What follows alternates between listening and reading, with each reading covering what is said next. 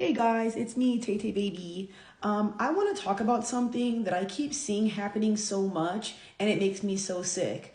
If you're going to be a woman who gets irate, bothered, hurt, everything rubs you the wrong way, you think I'm misogynistic, you think I hate women, just log off now. Everything rubs you guys the wrong way. You guys will get so mad at a bitch you don't even fucking know. Getting upset at a person through a screen is wild, but hey, go off. I want to talk about bitter mothers because yes, there are women that take care of their kids, co-parent with everything they got, and they're great people, and I've seen it before. But there is a lot of bitter baby mamas, and one thing I want to say is you guys should look at stats. 75% of kids get abused in single mother households. 75%, and make sure when you're googling these things, you type globally, not just in your state, globally. I don't understand why women have kids with people they don't like. If you don't like the guy, you're already messing up. If you don't know how to share, you're already messing up. If you get agitated easily, you have no patience, you don't know how to compromise, maybe having a baby with somebody should be the last of your worries, because having a child with somebody is a lifelong commitment. The reason why I'm bringing this up is because this generation of women are so bitter and evil. And when I say this, y'all, I'm not saying all women. I'm saying a specific type. So if this is triggering you, I'm probably hitting a nerve. That ain't my fucking problem. I don't understand why when women get with men, right, they make the guy's life a living hell.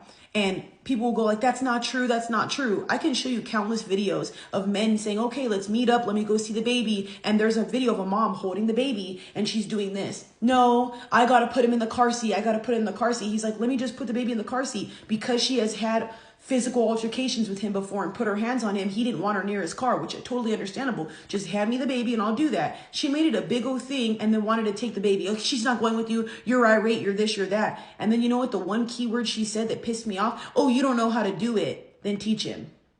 If this baby is going to be in this man's care 24/7, then teach him. You have a phone, right?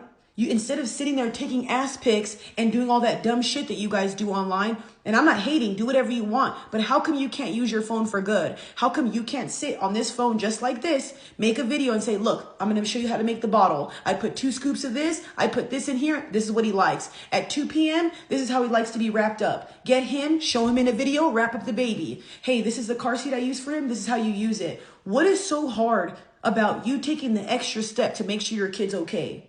I feel like a lot of you guys want the fathers to fuck up so bad just so you can say, yep, look at him, look at him. That's evil.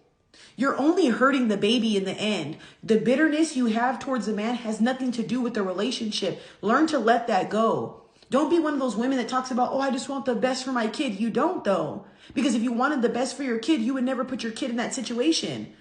Do you know how stressful that is when you and your ex or whatever baby father are arguing back and forth while the kid's right there screaming bloody murder? What is so good about that, miss? I want the best for my child. I don't think you really do.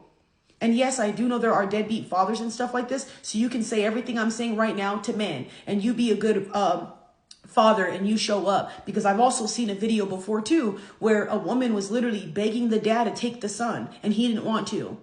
He said, you take him. Why am I going to take care of him and buy him things? What do you mean? When a son gets to a certain age, he wants to be with the father. This is why I always say there's men and women out here that shout from the rooftop they want kids. It's so funny how all the people who say they never wanted kids or they never wanted to get pregnant or the toxic ones end up being together. Haven't you noticed that, y'all? Look at this. I meet so many good people that are single, and I meet all the cheaters and all the evil people are always cuffed up.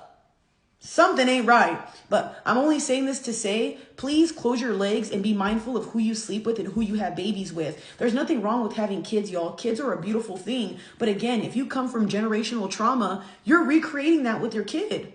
And like I said, I would do everything in my power to help him be a better father. Hey, you know what? This is how the baby likes her milk. This is how her diaper needs to be changed. These are the shows that she likes. And I would have a little duffel bag with all the Pampers, all the stuff in there. My biggest thing that would probably kill me if I was with somebody and say we had a co-parent, you better just show up, man. You better just show up. And I know a lot of people be like, well, where's your fucking kid? My mom kept me from my dad my entire life. So I don't have to have kids to understand what this feels like.